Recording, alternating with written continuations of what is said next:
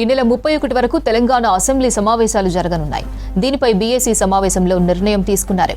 Speaker ఛాంబర్లో జరిగిన BAC మీటింగ్కు CM Revanth Reddy, ఉప ముఖ్యమంత్రి భట్టి విక్రమార్క, మంత్రులు శ్రీధర్ బాబు, పొన్నం ప్రభాకర్, ప్రభుత్వ విప్లు బీఆర్ఎస్ నుంచి హరీష్ రావు, ప్రశాంత్ రెడ్డి, బీజేపీ నుంచి మహేశ్వర్ రెడ్డి, సిపిఐ నుంచి కూనంనేని సాంబశివరావు, ఎంఐఎం నుంచి బలాల హాజరయ్యారు. ఈ నెల 31 వరకు తెలంగాణ అసెంబ్లీ సమావేశాలు జరగనున్నాయి. దీనిపై బీఏసీ సమావేశంలో నిర్ణయం తీసుకున్నారు.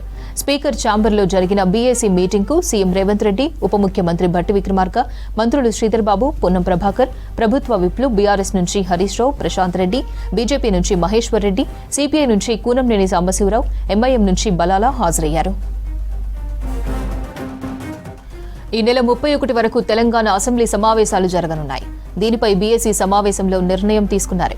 స్పీకర్ ఛాంబర్లో జరిగిన బీఏసీ మీటింగ్కు సీఎం రేవంత్ రెడ్డి, ఉప ముఖ్యమంత్రి భట్టి విక్రమార్క, మంత్రులు శ్రీధర్ బాబు, పొన్నం ప్రభాకర్, ప్రభుత్వ విప్లు బీఆర్ఎస్ నుంచి హరీష్ రావు, ప్రశాంత్ రెడ్డి, బీజేపీ నుంచి మహేశ్వర్ రెడ్డి, సిపిఐ నుంచి కూనంనేని సాంబశివరావు, ఎంఐఎం నుంచి బలాల హాజరయ్యారు. బీఏసీ సమావేశంలో నిర్ణయాలకు సంబంధించి మరిన్ని అప్డేట్స్ రాజు లైవ్ లో అందిస్తారు. రాజు, డీటెయిల్స్ ఏంటి? Thank you Aparna. అసెంబ్లీ సమావేశాలకు సంబంధించి బీఏసీలో కొద్దిసేపటి క్రితం చర్చ చేశారు. స్పీకర్ ఛాంబర్లో సీఎం రేవంత్ రెడ్డి, అదేవిధంగా డిప్యూటీ సీఎం భట్టి విక్రమార్క, మంత్రులు శ్రీధర్ బాబు, పొన్నం ప్రభాకర్, ప్రభుత్వ విప్లు, అదేవిధంగా బీఆర్ఎస్ నుంచి హరీష్ రావు, ప్రశాంత్ రెడ్డి, బీజేపీ నుంచి ఏలేటి మహేశ్వర్ రెడ్డి, సిపిఐ నుంచి కూనంనేని సాంబశివరావు, ఎంఐఎం నుంచి బలాల బీఏసీ సమావేశంలో చర్చించారు. అసెంబ్లీ ఎన్ని రోజులు నిర్వహించాలి, ఏ తేదీలో అసెంబ్లీ నిర్వహించాలి, ఎలాంటి ఎజెండా అంశాలపైన చర్చించాలి అనే దానిపైన బీఏసీలో వీరంతా చర్చించారు. ఈ నెల 31 వరకు అసెంబ్లీ సమావేశాలు నిర్వహించాలని బీఏసీలో ఒక నిర్ణయం తీసుకున్నారు. అయితే ప్రధానంగా ప్రధాన ప్రతిపక్ష అయిన బీఆర్ఎస్ మాత్రం నెల రోజుల పాటు అసెంబ్లీ సమావేశాలు కొనసాగించాలని పట్టుపట్టినప్పటికీ ముందుగా 31 వరకు అసెంబ్లీ సమావేశాలు కొనసాగేలా, అవసరమైతే మళ్ళీ బీఏసీ సమావేశం చర్చించిన తర్వాత అసెంబ్లీ సమావేశాల పొడిగింపుపై నిర్ణయం తీసుకుంటామని కూడా చెప్పడం జరిగింది. అయితే ఒక ఆదివారం మాత్రమే సెలవుగా తీసుకున్నారు. అంటే ఇవాళ అసెంబ్లీ సమావేశాలు మొదలయ్యాయి.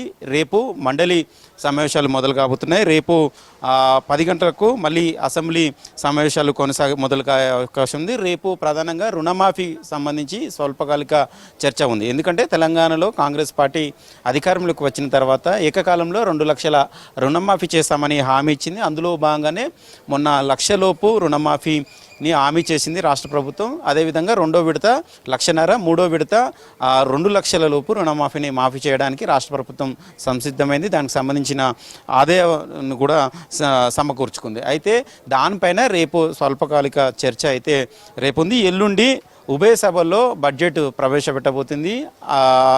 24వ తేదీన అసెంబ్లీలో డిప్యూటీ సీఎం ఫైనాన్స్ మినిస్టర్గా ఉన్న భట్టి విక్రమార్క, అదేవిధంగా మండలిలో మంత్రి అసెంబ్లీ వ్యవహారాల శాఖ మంత్రిగా ఉన్న శ్రీధర్ బాబు మండలిలో బడ్జెట్ను ప్రవేశపెడతారు.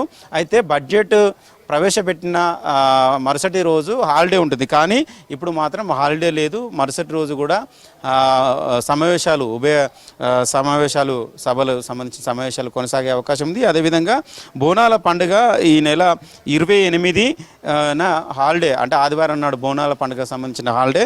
29న మళ్ళీ యథావిధిగా సభ కొనసాగే అవకాశం ఉంది. మొత్తం 8 రోజుల పాటు ఈసారి అసెంబ్లీ బడ్జెట్ సమావేశాలు కొనసాగే విధంగా బీఏసీ నిర్ణయం తీసుకుంది.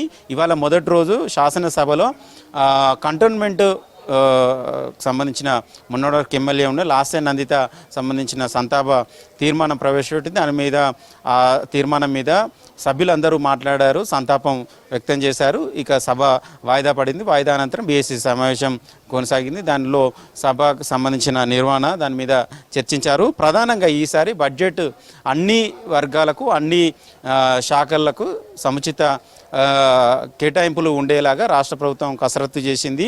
ప్రధానంగా తెలంగాణలో మూసీ డెవలప్మెంట్ మీద ఎక్కువగా ఫోకస్ పెట్టింది. దాంతోపాటు విద్య, వైద్య శాఖలకు ఎక్కువగా ప్రాధాన్యత ఉండేలాగా బడ్జెట్ కేటాయింపులు ఉన్నట్లు తెలుస్తుంది.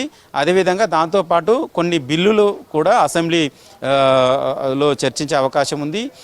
స్కిల్ డెవలప్మెంట్ మీద స్కిల్ యూనివర్సిటీ ఏర్పాటు, అదేవిధంగా విద్యా కమిషన్, అదేవిధంగా వ్యవసాయ కమిషన్ను తీసుకురావాలని రాష్ట్ర ప్రభుత్వం భావిస్తుంది. దానికి సంబంధించిన కసరత్తు కూడా చేసింది.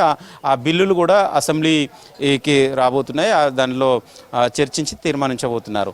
అయితే అదేవిధంగా ప్రధానంగా తెలంగాణలో కాంగ్రెస్ పార్టీ అధికారంలోకి వచ్చిన తర్వాత ఉద్యోగాల భర్తీ, ఏ ఉద్యోగాలు ఇప్పటివరకు భర్తీ చేసినాం, తొలి 3 నెలల్లోనే 30,000 ఉద్యోగాలను భర్తీ చేసినాం. తర్వాత మరికొన్ని ఉద్యోగాలకు సంబంధించిన నోటిఫికేషన్ కూడా వేసినాం. మెగా డిఎస్సి కొనసాగుతుంది, దానికి సంబంధించిన పరీక్షలను నిర్వహిస్తున్నాం. జాబ్ క్యాలెండర్ పైన కూడా ఈ అసెంబ్లీ సమావేశాల్లో చర్చించాలని రాష్ట్ర ప్రభుత్వం భావిస్తుంది. ఇప్పటికే అన్ని శాఖలకు సంబంధించిన ఉద్యోగాల ఖాళీలకు సంబంధించిన సమాచారం సేకరించి జాబ్ క్యాలెండర్లో దశల వారీగా ఉద్యోగాలను భర్తీ చేసేలా ఒక కసరత్తు చేసింది. ఈ బడ్జెట్ సమావేశంలో అది కూడా అసెంబ్లీలో చర్చించి ఒక నిర్ణయం తీసుకుపోతున్నారు.